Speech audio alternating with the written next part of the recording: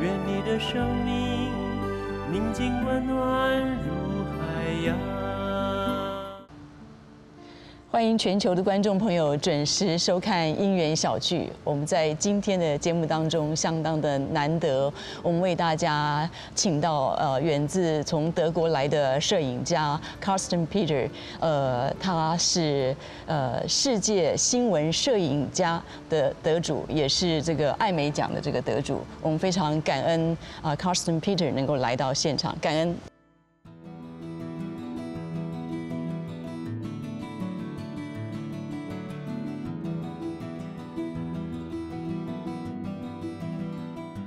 I'm very glad to be here, and thank you very much.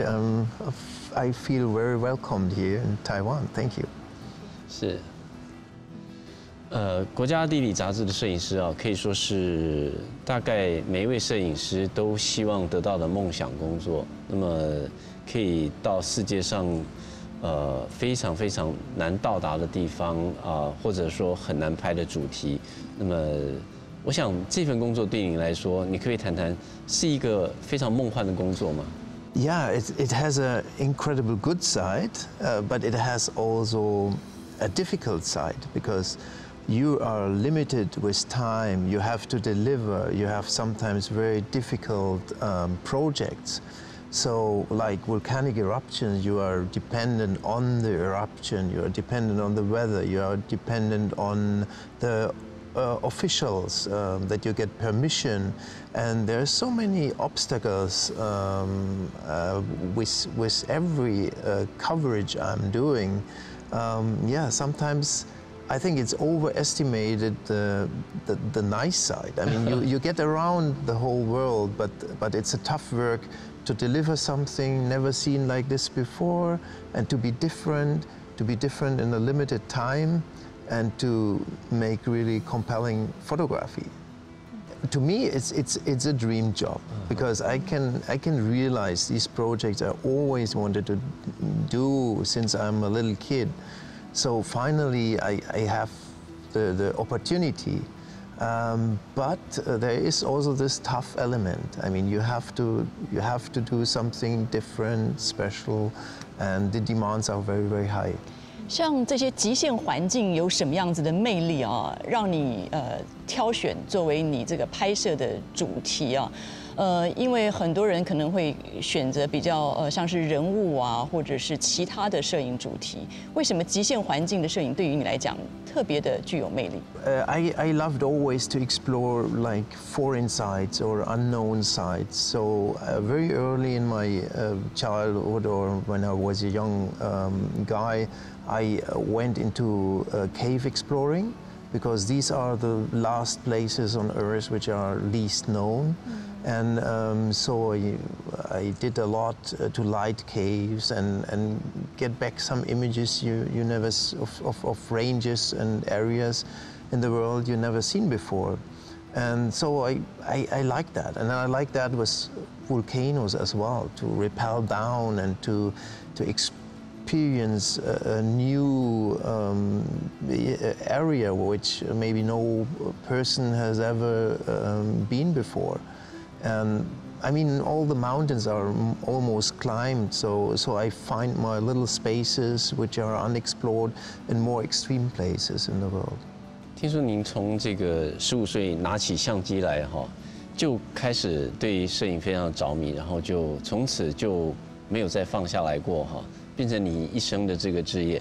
你可以谈谈说，现在你到一个新的地方拍摄一个新的主题，是不是仍然能够感受到那种拿起摄影机当初第一次感受到那个摄影的魅力的那种深深的那种喜爱？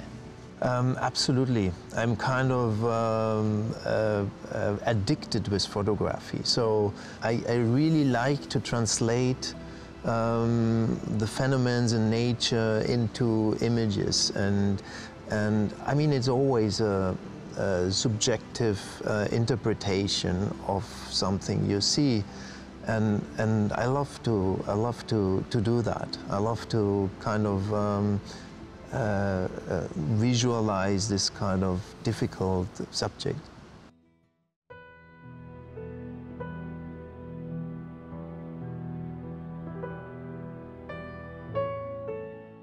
我们也请老师来为我们介绍这一次你到台湾所办的这个摄影展的一些这个作品，好吗？我们现在先介绍第一张这作品。Okay, well now this is a very spectacular eruption on Mount Etna volcano in Sicily, Italy, and it was a moment when the mountain almost looked like it is ripped apart. There was fractures over the whole mountain, and 7 different points lava was just coming out of the mountains, and it was a very hefty eruption that everyone was speculating is Etna now shifting to a different eruptive characteristic. So it was very, very spectacular to be up close, and we have been there right from the beginning. We saw how the fissures opened and like fountains of lava just appeared in front of our eyes, and the vents changed. Yeah, so that was an incredible experience to me. Yeah.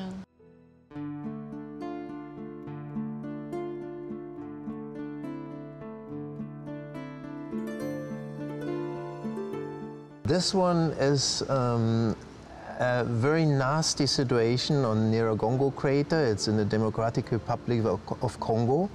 It's a very difficult area to travel to because there are a lot of riots, rebels, very difficult to approach. But in Nyiragongo volcano, there's the biggest lava lake in the world, and it was always a dream for me to come to this biggest lava lake in the world. But there are these toxic fumes inside the crater, so it's called so-called VOC. It's volcanic smog, and it's a cocktail of very poisonous and acid gases. Sulfur acid, chlorine acid, and usually it attacks your mucous membranes, the lungs, and the eyes, and it's very nasty. And this is the fog, which is illuminated from behind, and it's probably the most beautiful as this acid fog could become. It's a very, very nasty environment, but I tried to translate it in a beautiful image. 可不可以跟我们谈一下，就是你准备和这个期待拍这个火山，要筹备多久的时间哦，才能够拍到像这样它正在爆发的所有的这个准备？可不可以跟我们来谈谈？或你必须要做出什么样子的一些准备？ For example, for Nyiragongo, it was a very long time of approach. So I was there first time in my 20s, and I had to walk all by my foot because there were no means of transport. It's all well, quite a poor country, very bad developed.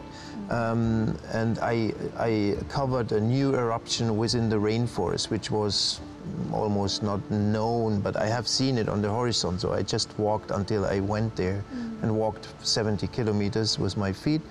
And then the next time I went there in 2002, that was after a very hefty eruption which flooded Goma city.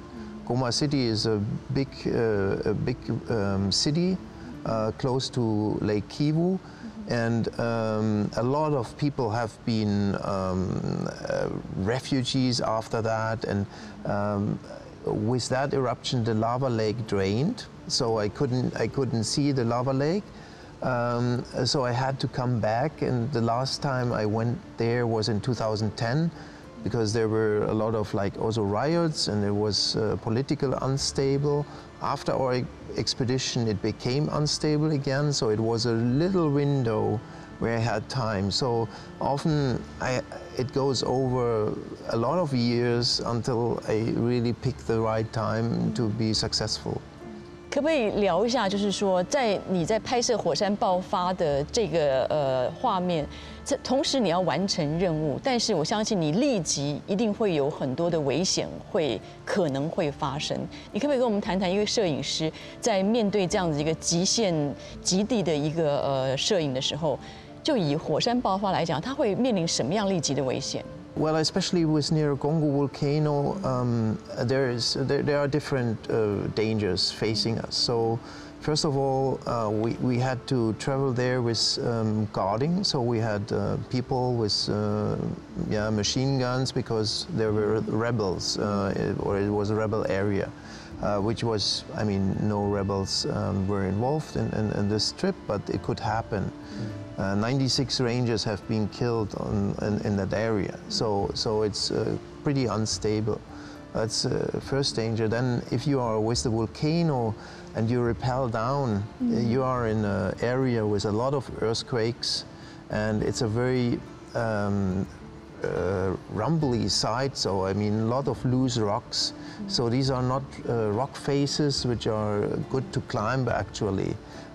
It's a lot of sand and blocks in between, and then it rumbles all the time, also with the volcanism, with the activity. So I'm very, very afraid of rock fall. And the rock could either cut your rope if it falls on your rope, or it could hit yourself. So, and there were always, all the time, moments where you hear rock fall. And so I was very afraid also for my team. So that was, it's a danger which you cannot really address, and you have to be lucky. And we really looked very precisely which place we go down, and to try to protect us as good as possible. And then of course you have this toxic gases. You have to be careful how the ventilation in the volcano is.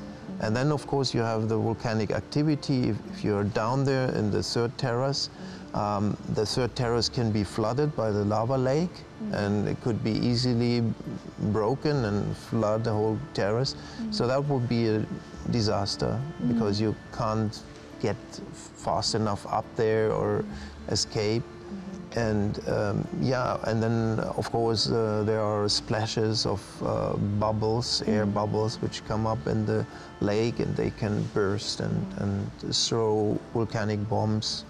So there are some dangers. 所以你完成了这个作品，这个工作之后，你的心情是什么？ The whole expedition was quite difficult because I had. There was also some kind of a group problem that people wanted to get out because it was so bad from the gases, and so I stayed in the crater, tried to extend the time possible, and I had all the time the feeling that I can't get the story done, and that I don't have enough footage. In the end, it was coming out quite good, but for almost all the time I had the feeling I completely fail with this coverage.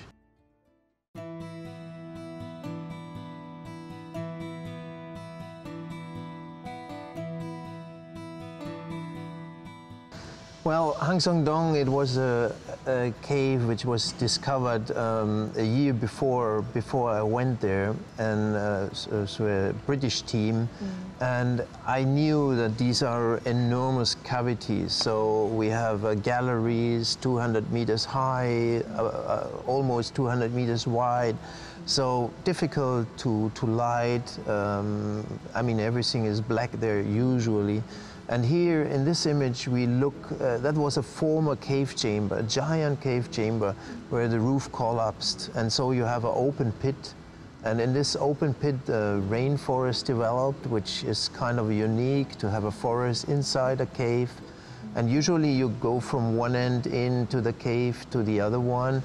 And we didn't know exactly where the upper rim of that pit was in the forest. So we had to search for like 3 days to find a place where we can anchor the ropes. And we left the ropes and then entered through the normal entry and went in. And from there we climbed up to do this image. So for that image, there was a lot of preparation involved. So first we had to look for the rim of the pit. Then we had to get there. Then I had to climb up. My camera was quite cold from the cave, and we went into this humidity of the rainforest, and immediately everything fogged up between the lenses everywhere, and it took me like 45 minutes to get that shot, and it was really a burden also for my helpers there, because we have only the very minimalized caving gear, and your blood circulation and the legs is cut off when you are dangling so long in the ropes. So there were a lot of difficulties involved just in that one shot. Yeah. The first impression, I mean, you might be disappointed, but you look into a blackness. It's like a starless night, and you don't see anything because it's so, I mean, you often don't see the walls, you don't see the ceilings, you don't see anything. So you are like with your little torch, I mean, they are strong, but they are not strong enough to light that up. And that's a big problem. So actually, my impression of the first time, I mean, it's how do I capture that and how do I light that? Because you don't oversee it, and you have to develop a feeling. You have to know how you place your lights and how you make the best out of it. And actually, I'm the same way surprised about the images afterwards, like maybe any other person who sees it first, because you don't see the cave like I photograph them, because you don't have so much light, continuous light. Yeah.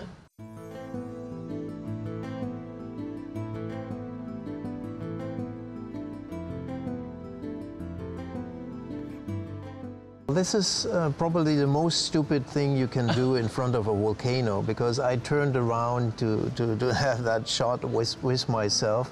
You should never turn away, because that is on Mount Semeru in Java Island in Indonesia, a high volcano which is always some kind of explosive, so there are some volcanic bombs flying around, so you should be careful and, well, observe the volcano and not turn around. So actually, it's a quite stupid image. 在拍摄的过程当中，你和团队的合作，可不可以也跟我们来谈一谈？它必须是一个什么样子的一个紧密的了解与结合，才能够协助您拍出这么震撼的照片。 Yes, I think that's a very important question, because it's not only my earning. The team has to be valued very, very much.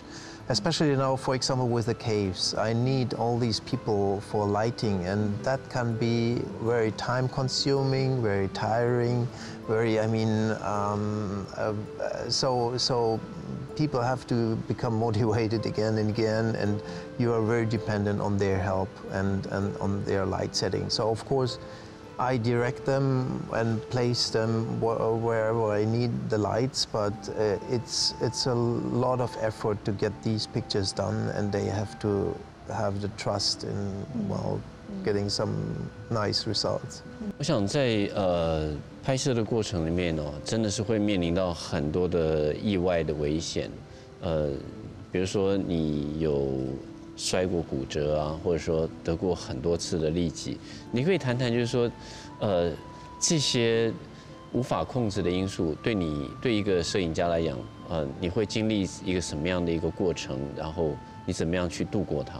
First of all, I think a lot has to do with experience. When I was younger, I did a lot of these motorcycling trips across the Sahara until the rainforest, and had a lot of like motorcycle accident and crash, and well, you really want to know it, and that was sometimes a little stupid too, and now but I learned, and now I really try to save myself in the first place, and try not to hurt myself, because that would mean the end of the project, and I really do want to come home with some interesting images and not being hurt all the time. So I mean, when I was young, I had like at least 2 times a year something in a cast and something broken or burned or whatever, a lot of injuries. And if you want to be